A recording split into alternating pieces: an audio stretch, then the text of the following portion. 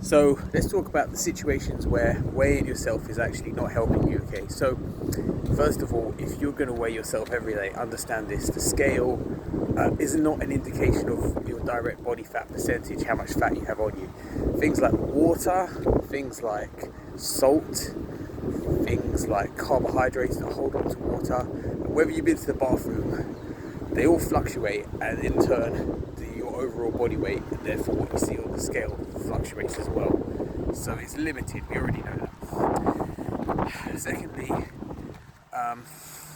if you're tracking your calories, you're tracking your protein, and you're monitoring strength in the gym, what I see a lot of the time is people who weigh themselves, they end up doing all kinds of crazy behavior that's counter to their goals because they see something they don't like on the scale, even though what they're seeing is like, as mentioned, just a reflection of some fluctuation potentially, or some temporary blip on the scale.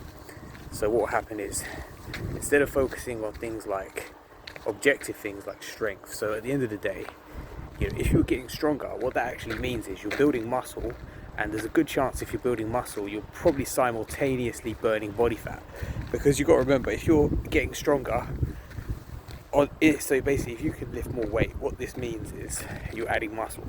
It's just a fact. And if you're adding muscle is active tissue which burns fat. Okay, so you can be having a very nice, healthy exchange of fat to muscle.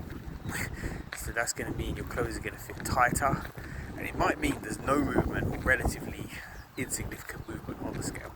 The problem is, if you look at the scale and then you underfeed yourself, or you blitz yourself with cardio because you feel like you've overeaten or you're fat or something, that's going to prevent you building muscle. If it prevents you feeding yourself enough to lift more and build muscle, it's going to derail you from your goals. So for those people who, you know yourself, you're prone to doing this, I would advise you to abstain from weighing for a little while, okay?